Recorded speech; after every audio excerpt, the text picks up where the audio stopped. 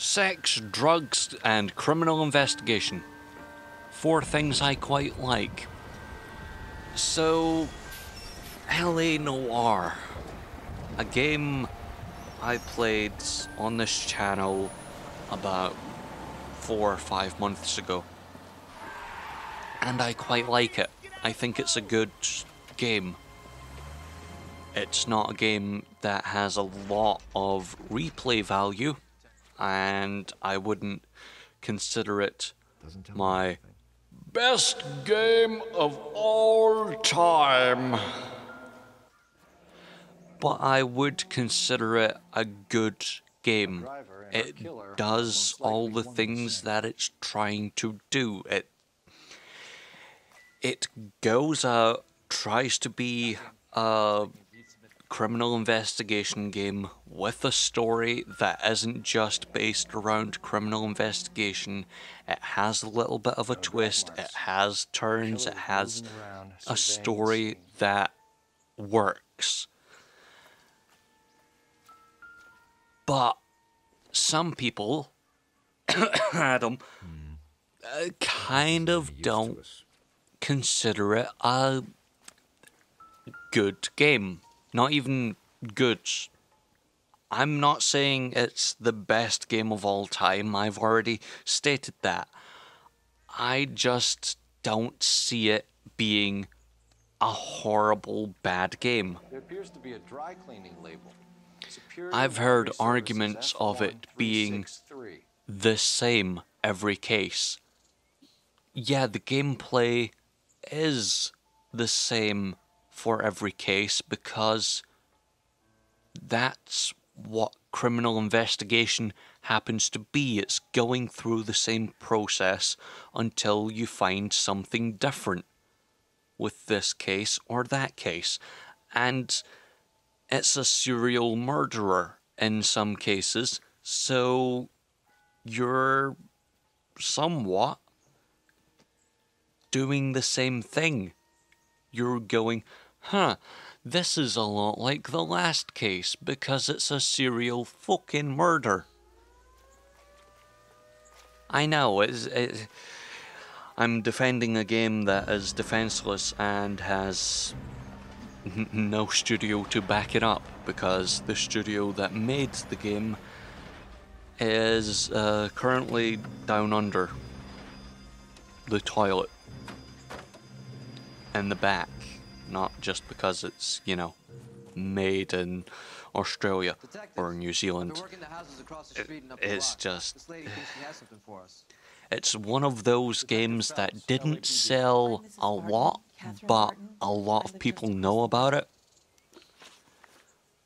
I mean, I can't really bring up an example straight off the top of my head, but I'm pretty sure there's another game out there that sold, 17,000 copies just for one platform that a lot of people know. But the gameplay is, for the best part, workable. It works with what you're doing. You're a criminal investigations officer. You investigate murder, fire, everything. Because the story of which I'll get to in a minute. The gameplay works with what you're doing and how you're supposed to do it. Being a cop, being that guy going out to investigate a murder, it's not meant to be fun. I think that's the main problem with some people's view of the game. Murder isn't supposed to be fun. Either way you spin it, whether it's in-game or whether it's in real life, no matter what, murder is murder and it's a horrible tragedy. Even if it is fake, it's still a tragedy for a good story. And you're supposed to feel the things that you feel in TV shows and movies in a game. And that's what this game does. It makes you feel uncomfortable because you're standing over a naked, dead woman. We would like Mommy to come home You now, have a certain bit of uncomfortableness. That isn't even a word. You have this feeling of, what the hell has happened? And the gameplay feels boring because that's how it's supposed to feel. If you're going to be a that isn't even a word, guy. You're so damn tired, you're making up words. The gameplay isn't supposed to be running around gunning everyone down, because then you'd really be a lot like the LAPD in the 40s, or at least in the 80s. So you really have to scale back on your, hey, I'm going to go do this thing. You have to do a lot more investigative work, and you have to interrogate, and you have to do this and that. I will note, the investigation part of this game is complete bullshit. 1 minute you might be asking a woman what happened, and the next minute you're threatening to kill her children because apparently she didn't answer correctly. Excuse me, ladies. Which is horrible. If there's one thing I will say that is absolutely terrible in this game, it would be the truth, lie, or doubt. We can see if Pinker can match the impression. Because technically, I can doubt someone's lie.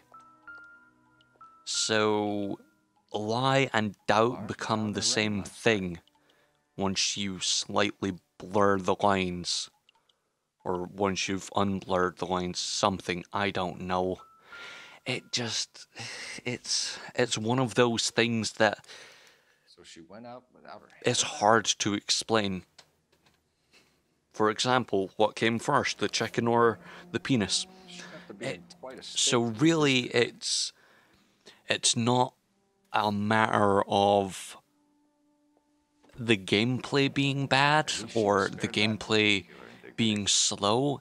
It's supposed to be slow. It's supposed to be that way. It's supposed to make you feel uncomfortable because that's what it's set out to do. That's what, at least my understanding, is saying that's what it's supposed to do. When you're standing over a dead, naked woman with blood all over her, you're going to feel uncomfortable. Whether that's real life or in game. If you don't feel uncomfortable, you're a heartless fucker. You have to somewhat have the emotion for that game. And some people just don't like slower or slightly paced back, or that's not even proper English or a sentence or anything. You have to be able to look at things that are slow and at a slow and methodical pace to somewhat like the game. But if you're going to say, oh, I want to play a game for mind-numbing fun, i.e. the type of game that Call of Duty seems to be, No. Suspect says he was then with Ross last night. I suggest don't play it. It's one of those games that you can't go, oh, I'm bored, I don't want to really think about what I'm about to do.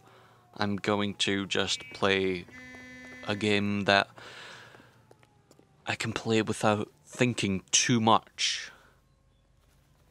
And yeah, sure, it's one of those open world action adventures, according to some people, but it's not really that much of an action game. There's For the record, Mr. Tarleton. There's one other thing about the game that I'm not a big fan of, and I understand why it's not there, but you can't just pull out your gun at any moment. The game isn't supposed to be Grand Theft Auto, even though Rockstar's name is over this thing. You can't just pull out your gun, shoot someone and go, oh, my fault. There's a few consequences to your actions. You have a partner that tells you, slow the fuck down when you're driving fast and hitting people. You have the same partner going, why did you do that? When you run another cop over, anytime you do something in a car that endangers someone's life or endangers your life and your partner's life, yeah, you get shouted at a bit, and technically you're supposed to. So, the story of L A Noire. If you don't want spoilers for this whole story, then I suggest you go away now. So, the story of the game is very basic. You are pretty much just a cop to begin with. You're a cop who came back from World War II, decorated in all the stars, happy as can be, family man. And it's not really that much of a, hey, you're happy and stuff and things, because by the end of it, you've seen the rise and fall of Cole Phelps' career. I don't even think that's proper English. You've seen Cole Phelps raise up in the ranks and be this amazing police officer, and then you've seen him fall from grace. It's one of those stories that is very common, very cliched, but somewhat this separates itself from being a cliche as much as some other things happen to be a cliche. It doesn't just say, oh, this man done something that... Okay, if you don't want to know the story, I suggest you just go away. I am about to spoil every single bit of this story. Whether you like it or not, I'm about to do it. So, Cole Phelps drops in his ranks after his whole recommendation and, oh, the best cop in LA is found to be cheating on his wife. A very cliched story. But by the end of it, you somewhat see why Cole was doing a lot of things. You see why he ends up fighting for his job, his life, his everything.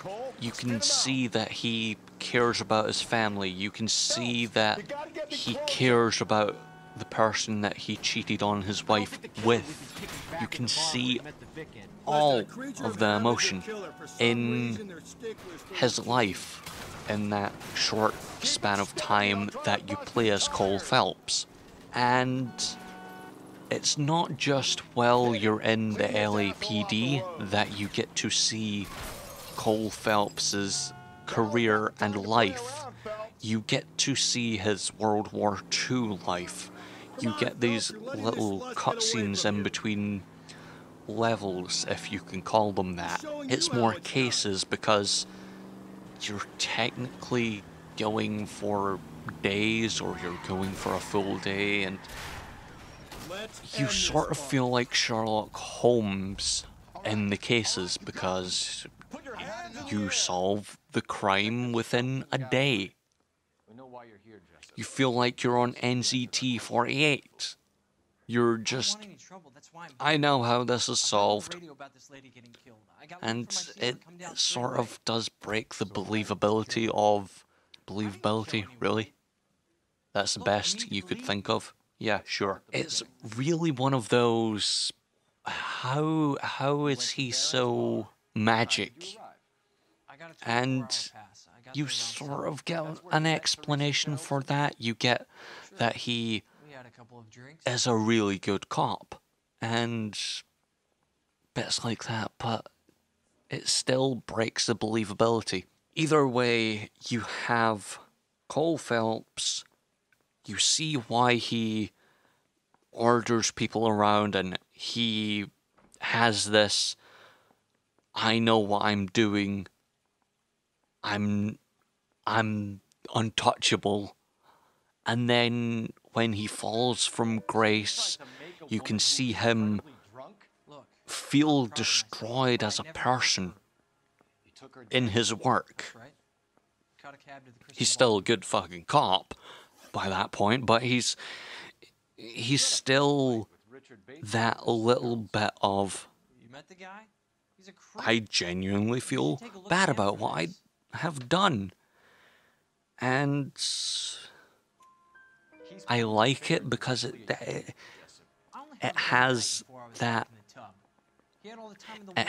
story element that some games don't have. It has a fully thought out process of just about every single detail. You know why Cole Phelps is kicking down doors and having such an aggressive stance with certain people. Others you sort of just shout and scream at and give racial slurs to because it's the 40s. And yeah, that's sort of the parts that I'm not a big fan of. The racial slurs, the parts where you're sort of seeing your protagonist say things that a protagonist in modern day stories would never say. Never say. So, yeah, you have your lead character, your main protagonist, the person you're rooting for, saying things that you hope wouldn't be said. And it somewhat shows, it somewhat foreshadows what is about to happen. You see that he's a stereotypical guy in the 40s throwing around racial slurs like it's nothing. And then you see him cheating on his wife, another kind of stereotype of the 40s. The only thing that he doesn't really do is beat his wife, which is, you know, the only good thing about Cole Phelps that is pretty much a stereotype. So, yeah, that's one of the, well, that's the main reasons why the game is really good. And you've heard the little bad parts that I've that I've come across. The why did you kill him? I didn't kill him. Really? You racial slur. Okay, thanks. That's a bit of a pain in the ass, and the other parts and stuff and things. You also have the LAPD being as corrupt as the LAPD, which is not unusual. What can I really say that defends the game? Nothing. I don't consider the game to be amazing. I don't consider it to be horrible either. Because there's no other game like it. You don't really have a neo-noir, sex, drugs, criminal investigation, open world, slightly action-adventure game. You only have this as an example of a slow, methodical, uncomfortable, weird story game set in the 40s. I really can't think of that many games that link up to this. Because it's said to be open world, but it's not really open world. Sure, you can go anywhere while in a case, but you can't just openly and freely go anywhere, do any case, anytime in an open world setting. Probably the best way of explaining that is the way Grand Theft Auto is done, or Red Dead Redemption. There's just this part where you have an open world game, the way it ends doesn't really allow for this open world aspect to be used fully the way that Red Dead really did, and the way Grand Theft Auto does when you're, hey, let's just allow you to continue playing the game once you've completed it. So, yeah, it's not really an open world game in that way. I really can't think of a neo-noir game that I've played that I could match up to LA Noire, because I think the only noir kind of game that I've played is Max Payne, and I personally didn't like it. Action adventures, there's a billion of them, so it's hard to pinpoint one to link to LA Noire. Criminal investigation, there's a CSI game out there, so that's probably your best bet at linking this and that, or this and that genre. But other than those games, you really don't have a lot of, oh, this game's better than that. There's not, unless you're comparing LA Noire and Fallout, you're really not giving, well, you're really not giving the game a good chance of having an argument when you're comparing it to Fallout 4 or The Witcher or Metal Gear Solid, Far Cry, Watch Dogs, Call of Duty, or any game really, because it's not like a lot of games. You can compare Grand Theft Auto and Saints Row because they're very similar games. You can't compare this to many other things. And I think that was reflected well in the review scores that this game got.